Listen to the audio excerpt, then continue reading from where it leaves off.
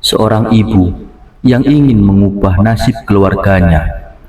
Sayangnya, niat baik membuatnya terjerumus dalam jerat pesugihan. Mampukah ia keluar dari jerat yang ia ciptakan sendiri, atau ia harus membayar dosanya dengan harga yang tak terbayangkan? Sebelum melanjutkan kisah ini, jangan lupa tekan tombol subscribe dan nyalakan notifikasinya agar tak ketinggalan video menegangkan lainnya.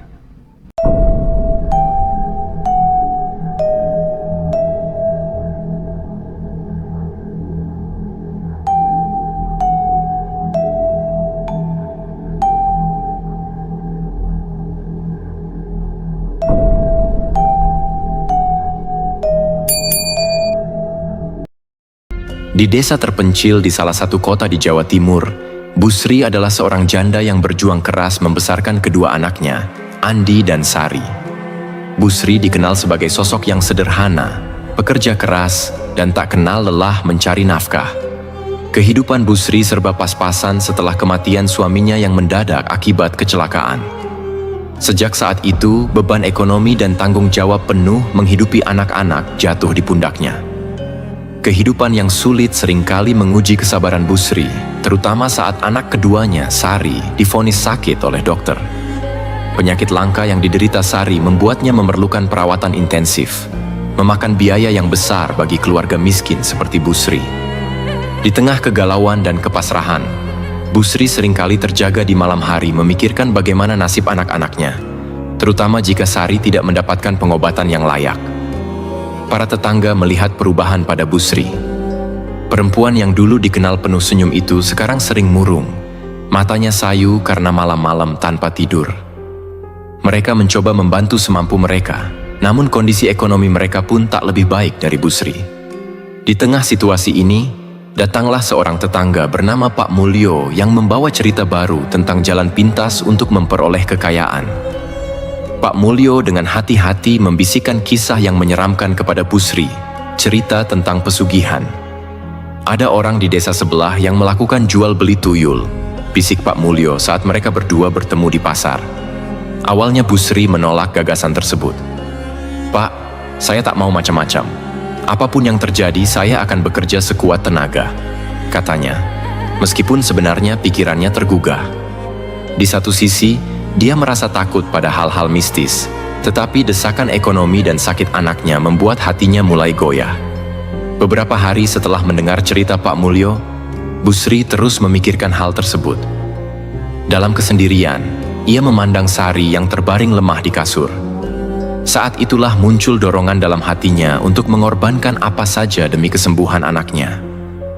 Kalau memang itu jalannya, mungkin aku harus mencobanya, gumam Bu Sri pada diri sendiri.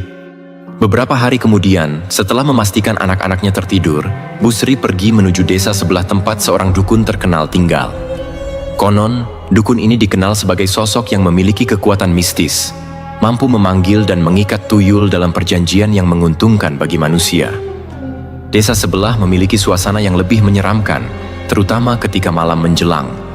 Bu Sri, dengan rasa takut yang terus menggelayut di hatinya, akhirnya bertemu dengan dukun yang dikenal sebagai Pak Wiryo. Dukun tua ini tinggal di rumah kayu yang terpencil di pinggir desa, dengan halaman yang dipenuhi tanaman liar dan aroma dupa yang tercium dari kejauhan. Saat memasuki rumahnya, Bu Sri merasakan udara dingin yang menyelimutinya, seolah-olah tempat itu sudah lama tidak dikunjungi oleh manusia biasa. Dengan suara bergetar, Bu Sri menjelaskan maksud kedatangannya. "Saya dengar Bapak bisa membantu orang yang sedang kesulitan," katanya, merasa malu sekaligus takut dengan keputusan yang diambilnya. Pak Wiryo hanya tersenyum samar, menatap tajam ke arah Bu Sri. "Apakah kamu sudah siap menerima akibat dari keputusan ini? Pesugihan tuyul bukan hal yang bisa dianggap remeh," kata dukun itu, suaranya berat dan berwibawa. Pak Wiryo menjelaskan bahwa tuyul bukan sekadar makhluk yang bisa membantu mendapatkan uang. Mereka adalah makhluk halus yang memiliki keinginan dan tuntutan. Kamu harus siap berkomitmen dan memenuhi segala perjanjian. Kalau tidak, nyawamu dan nyawa keluargamu akan menjadi taruhannya. lanjut Pak Wiryo, yang kata-katanya membuat bulu kuduk Busri meremang.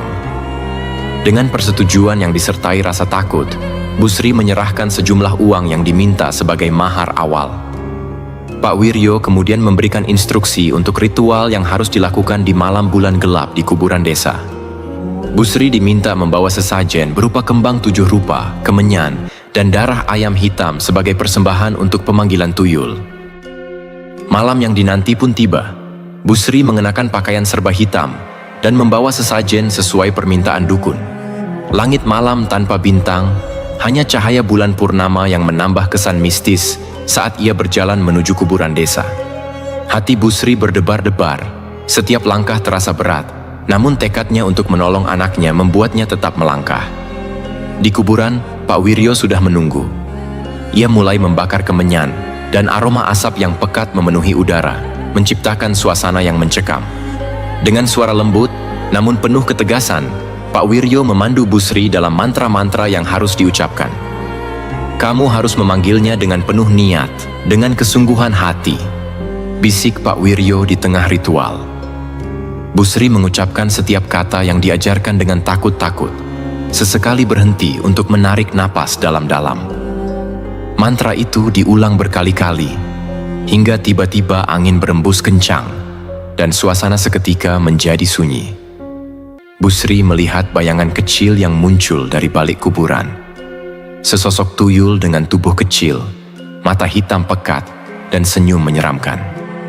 Dukun itu memerintahkan Busri untuk memegang tuyul dan mengucapkan perjanjian. Dalam perjanjian itu, Busri berjanji akan memberi sesajen khusus kepada tuyul setiap bulan, dengan berbagai persembahan yang diatur oleh dukun. Jika perjanjian ini dilanggar, tuyul tersebut memiliki hak untuk mengambil sesuatu dari Busri, termasuk nyawa orang terdekatnya. Setelah perjanjian selesai, tuyul itu mengikuti Busri pulang. Di perjalanan, tuyul itu terkadang mengeluarkan suara tawa kecil yang membuat Busri bergidik. Namun, kini dia sudah tak bisa lagi mundur. Ia sudah memulai sesuatu yang tak bisa dihentikan. Setelah malam ritual itu, kehidupan Busri perlahan berubah. Setiap pagi, Busri menemukan sejumlah uang dalam jumlah tak terduga di sekitar rumahnya, baik di bawah kasur maupun di tempat-tempat tersembunyi lainnya. Awalnya dia merasa aneh dan khawatir, tetapi seiring waktu Busri mulai terbiasa dan bahkan bergantung pada keberadaan tuyul tersebut. Busri mulai bisa memenuhi kebutuhan anak-anaknya, bahkan membawa Sari ke dokter untuk mendapatkan perawatan yang lebih baik. Kehidupan mereka berangsur membaik, dan tetangga mulai melihat perubahan yang mencolok. Namun tidak semua berjalan mulus. Tuyul itu kerap menunjukkan keberadaannya, terutama di malam hari ketika suara langkah kaki kecil terdengar di rumah. Andi dan Sari merasa ketakutan, dan Busri berusaha menenangkan mereka sambil menyembunyikan rahasianya. Tetangga-tetangga yang dulu merasa kasihan kini mulai membicarakan perubahan hidup Busri. Gosip pun beredar bahwa Busri melakukan sesuatu yang tidak wajar untuk mendapatkan uang. Sebagian mulai menghindari Busri, menganggapnya telah melakukan pesugihan yang menakutkan. Namun Busri memilih untuk mengabaikan komentar orang-orang. Ia merasa bahwa semua ini adalah harga yang layak ia bayar untuk kesembuhan dan kebahagiaan anak-anaknya. Meski perlahan-lahan ia mulai menyadari bahwa kehadiran tuyul bukanlah berkah, melainkan awal dari cobaan yang lebih besar. Waktu berlalu, dan kehidupan Busri semakin jauh dari keadaan sebelumnya. Kini, Busri hidup dengan sedikit lebih leluasa. Sari mendapatkan perawatan medis yang lebih baik, sementara Andi bisa sekolah tanpa khawatir soal biaya. Walau demikian, beban moral yang ditanggung Busri semakin besar. Meski setiap bulan sudah melakukan ritual dan memberikan sesajen pada tuyul, perasaan aneh masih terus menghantuinya, seperti ada yang mengawasinya setiap saat. Suatu malam, Busri mulai merasakan kehadiran tuyul yang lebih nyata. Ia sering mendengar suara tawa kecil, langkah-langkah ringan di dalam rumah, dan suara benda jatuh tanpa sebab. Awalnya, ia berpikir bahwa hal itu adalah konsekuensi biasa dari perjanjian pesugihan. Namun lama-kelamaan tuyul tersebut tampak semakin aktif, bahkan muncul di hadapan anak-anaknya. Andi yang mulai remaja bahkan pernah terbangun di malam hari dan melihat sesosok makhluk kecil berdiri di sudut kamar. Sejak itu Andi menjadi ketakutan dan sering terbangun di malam hari, menatap sekitar dengan mata terjaga. Busri berusaha menenangkan Andi, namun anak laki-lakinya itu mulai merasa tidak nyaman tinggal di rumah. "Bu, kenapa akhir-akhir ini rumah jadi seram? Seperti ada yang mengawasi kita," keluh Andi suatu malam. Busri hanya bisa menepuk punggung anaknya, meski dalam hati ia tahu bahwa Andi mulai menyadari sesuatu yang ganjil.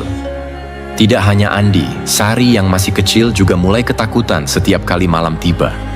Sari bahkan kerap menangis tiba-tiba dan mengatakan bahwa ia melihat sosok kakak kecil yang datang di malam hari. Busri tahu bahwa yang dilihat anak-anaknya adalah tuyul yang ia bawa pulang. Namun, ia tidak bisa berbuat banyak selain menenangkan mereka dan berharap bahwa tuyul itu akan berhenti menampakkan dirinya. Kehidupan Busri kini terjebak dalam ketakutan yang terus meningkat. Setiap kali malam tiba, ia merasa rumahnya semakin dingin, seperti ada energi yang tak kasat mata merayap dan membuatnya tidak nyaman. Tuyul itu memang memenuhi janjinya dalam memberikan kekayaan, tetapi Busri semakin merasa bahwa ada harga besar yang harus ia bayar di balik itu semua. Kian hari, perasaan bersalah Busri semakin menumpuk. Dalam tidur, ia mulai bermimpi buruk. Ia sering terbangun dengan perasaan takut, memimpikan makhluk-makhluk halus yang menagih janji kepadanya, atau melihat wajah anak-anaknya yang ketakutan. Sosok tuyul itu selalu hadir dalam mimpinya, seringkali menatapnya dengan tatapan kosong dan menakutkan, seolah-olah mengingatkan bahwa dirinya bukanlah makhluk yang bisa dikendalikan selamanya. Di tengah ketakutannya, Busri mulai berpikir untuk mengakhiri perjanjian ini. Namun, ia teringat perkataan Pak Wiryo bahwa siapapun yang memutuskan perjanjian secara sepihak akan mengalami kutukan berat. Busri mulai merasa terjebak dalam perjanjian yang tak bisa diputuskan.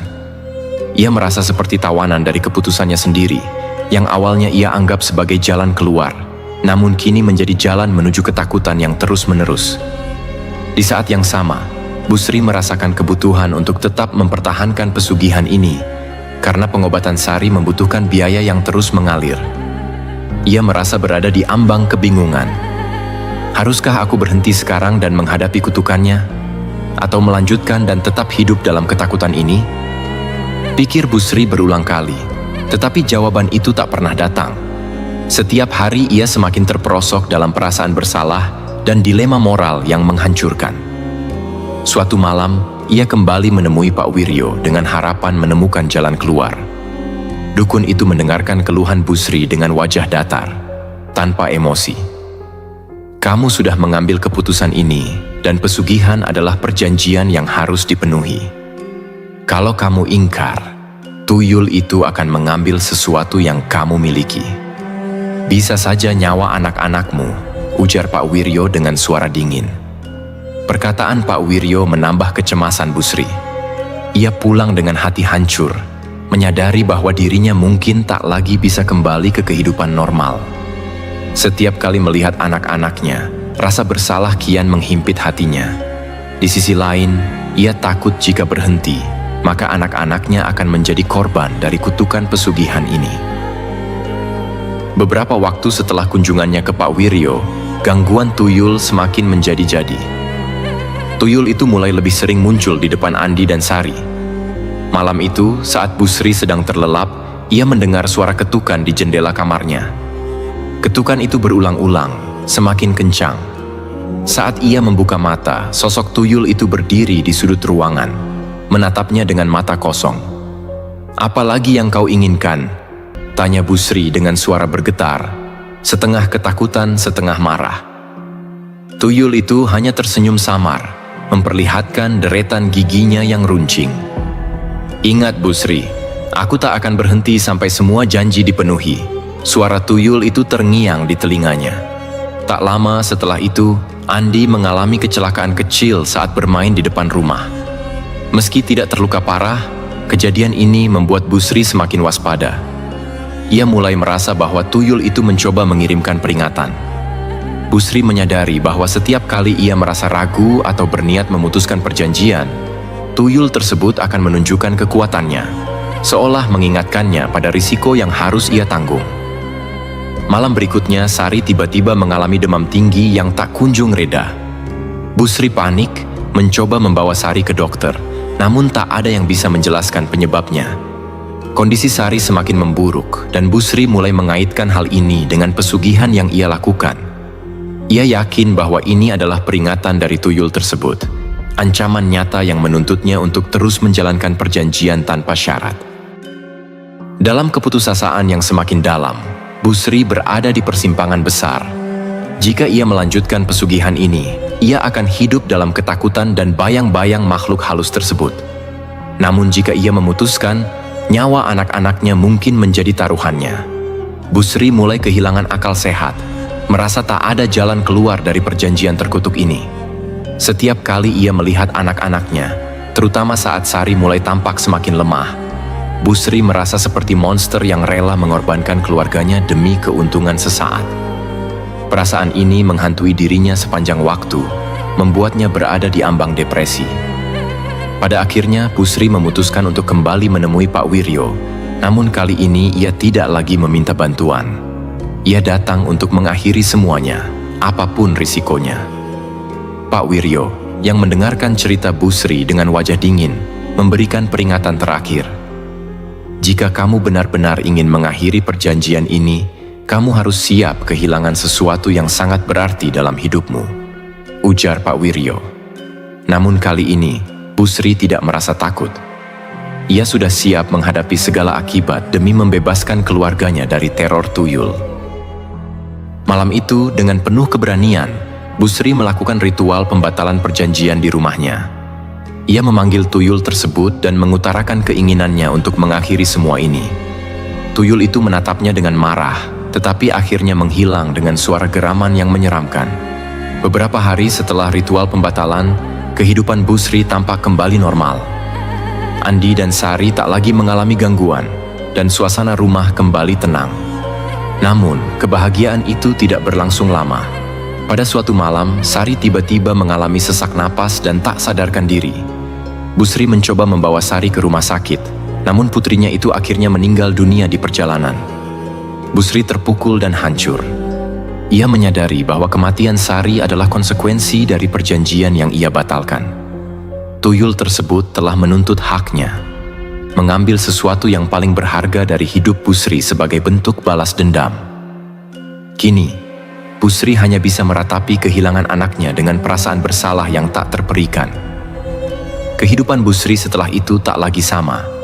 Andi yang masih bersamanya menjadi satu-satunya alasan baginya untuk bertahan hidup, namun kesedihan dan penyesalan selalu menghantui hatinya. Ia menyadari bahwa jalan pesugihan yang diambilnya telah membawa kesengsaraan, bukan hanya pada dirinya tetapi juga pada keluarganya. Sejak kepergian Sari, hidup Busri berubah menjadi lautan kesedihan yang tak bertepi. Rumah yang dulu terasa nyaman kini menjadi saksi bisu tragedi yang tak akan pernah terlupakan. Tiap sudut rumahnya terasa seperti menyimpan jejak kehadiran Sari, terutama kamar anaknya yang kini tak berpenghuni.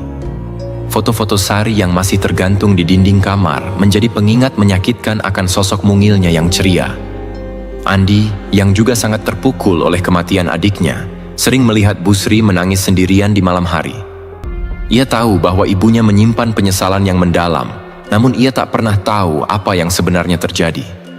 Busri tak pernah menceritakan kepada Andi tentang pesugihan yang ia lakukan.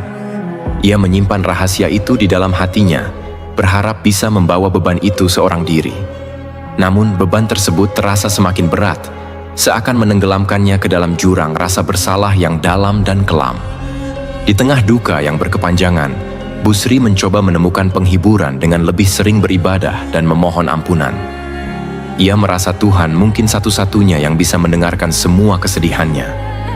Namun, setiap kali ia berdoa, perasaan bersalah dan bayangan wajah Sari selalu menghantuinya. Ia bertanya-tanya, mungkinkah Tuhan mengampuni seseorang yang telah melakukan kesalahan sebesar ini? Apakah ada jalan untuk menebus dosa yang telah ia perbuat? Suatu hari, Busri memutuskan untuk berkunjung ke makam Sari. Ia membawa bunga dan duduk di sisi makam, air mata tak henti-hentinya mengalir. Dalam isak tangisnya, Busri berbisik, "Maafkan Ibu, Nak. Ibu tak pernah bermaksud menyakitimu." Semua ini salah, Ibu. Namun, tidak ada jawaban. Hanya keheningan dari tanah kubur yang dingin. Busri merasa keputusasaannya semakin dalam, menyadari bahwa ia tak bisa mengubah masa lalu atau membalikan waktu. Setelah bertahun-tahun hidup dalam bayang-bayang kesedihan dan rasa bersalah, Busri mulai menyadari bahwa ia tak bisa terus hidup seperti ini. Andi kini tumbuh menjadi seorang pemuda dewasa, dan Busri merasa harus memberikan perhatian penuh kepadanya. Ia tak ingin kehilangan Andi seperti ia kehilangan Sari. Dengan berat hati, Busri mencoba melangkah maju, meski ia tahu bahwa bayang-bayang masa lalunya tak akan pernah benar-benar hilang. Suatu ketika, Andi mendapatkan pekerjaan di kota lain. Andi mencoba meyakinkan Busri untuk ikut pindah bersamanya, dengan harapan bisa membantu ibunya melupakan sedikit demi sedikit tragedi yang telah mereka lalui. Setelah mempertimbangkan dengan hati-hati, Busri akhirnya setuju. Ia merasa bahwa berpindah tempat mungkin bisa memberinya kesempatan untuk memulai lembaran baru. Di tempat yang baru, Busri mencoba menjalani hidup dengan lebih tenang. Ia mulai berinteraksi dengan tetangga, terlibat dalam kegiatan sosial, dan lebih banyak mendekatkan diri pada agama. Namun, ia tetap tidak bisa melupakan apa yang telah terjadi. Setiap malam, dalam kesendiriannya, Busri seringkali teringat pada masa lalunya, terutama pada perjanjian terkutuk yang pernah ia buat. Ia bertanya-tanya, apakah dirinya benar-benar sudah terbebas dari kutukan pesugihan itu?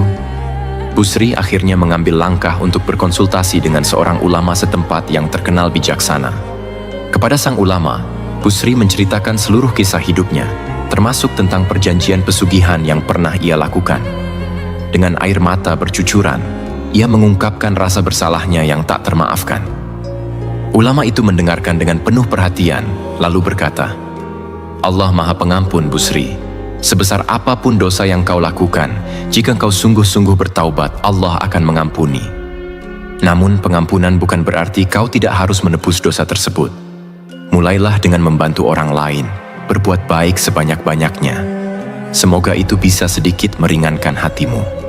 Kata-kata ulama tersebut menjadi cahaya baru bagi Busri. Ia mulai melibatkan dirinya dalam kegiatan sosial, membantu orang-orang kurang mampu, dan memberikan bantuan kepada anak-anak yang membutuhkan. Ia melakukannya dengan harapan agar bisa menebus kesalahannya dan mendapatkan kedamaian yang selama ini ia cari. Seiring berjalannya waktu, Busri merasa beban di hatinya perlahan-lahan mulai berkurang. Meski rasa bersalah itu tak pernah benar-benar hilang, ia merasa lebih tenang dengan kehidupan barunya yang penuh dengan kegiatan sosial. Namun, Busri sadar bahwa untuk benar-benar mengakhiri perjalanan hidupnya yang penuh dosa, ia harus kembali ke tempat asalnya dan menyelesaikan semua yang belum terselesaikan. Busri memutuskan untuk pulang ke desanya dan mengunjungi makam Sari lagi, kali ini dengan hati yang lebih lapang. Sesampainya di sana, ia kembali merasakan kesedihan yang mendalam, namun kali ini ia merasakan sedikit kedamaian dalam hatinya. Ia berbicara pada makam Sari dengan penuh kelembutan, seakan-akan Sari masih berada di sampingnya. Akhirnya ibu datang lagi, Nak. Ibu sudah mencoba berubah. Ibu sudah berusaha menjadi orang yang lebih baik, katanya dengan suara lirih. Busri mengeluarkan bunga dan menaburkannya di atas makam, lalu berdoa untuk kebaikan jiwa Sari. Saat meninggalkan makam, Busri merasa seperti ada beban besar yang lepas dari pundaknya. Ia menyadari bahwa langkah terberat dalam hidupnya bukanlah mengumpulkan kekayaan atau memenuhi ambisinya, melainkan menghadapi masa lalu dan menerima kenyataan pahit yang telah terjadi. Keberanian untuk menerima dan memaafkan diri sendiri menjadi pelajaran terbesar dalam hidupnya.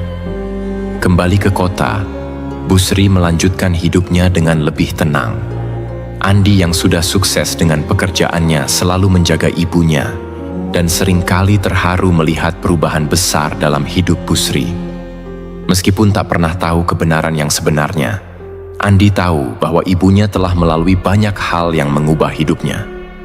Kini, di sisa hidupnya, Busri memilih untuk terus menebar kebaikan dimanapun ia berada. Ia menyadari bahwa kekayaan sejati bukanlah harta yang diperoleh melalui jalan gelap, melainkan ketenangan batin yang lahir dari perbuatan baik dan keikhlasan. Meski tidak bisa mengembalikan Sari, Busri tahu bahwa ia telah melakukan yang terbaik untuk menebus kesalahannya. Setiap malam, Busri duduk di ruang tamu, menatap foto keluarganya, dan berdoa agar suatu hari nanti ia bisa bertemu kembali dengan Sari di alam yang lebih baik. Dalam doa dan taubat yang tulus, Busri menemukan kedamaian sejati yang selama ini ia cari. Pesugihan yang pernah menghantuinya kini hanyalah bagian dari masa lalu yang akan selalu menjadi pengingat untuk tak pernah tergoda oleh jalan yang salah, tak peduli seberat apapun hidup yang harus dijalani. Dari cerita ini, kita dapat belajar bahwa setiap keputusan memiliki konsekuensi yang besar, yang akan mengorbankan diri sendiri maupun orang terdekat kita. Kekayaan dan kebahagiaan sejati bukanlah hal yang bisa dibeli dengan jalan pesugihan, melainkan hanya dapat diperoleh melalui usaha, keikhlasan, dan kejujuran. Melalui kehilangan yang memilukan, Busri akhirnya menyadari bahwa apa yang dia lakukan berujung penyesalan selamanya. Semoga cerita ini menjadi pengingat bagi kita semua untuk selalu berhati-hati dan berdoa sebelum menjalankan segala aktivitas kehidupan. Jangan lupa tinggalkan like, komen, dan subscribe. Sampai jumpa pada video menegangkan selanjutnya.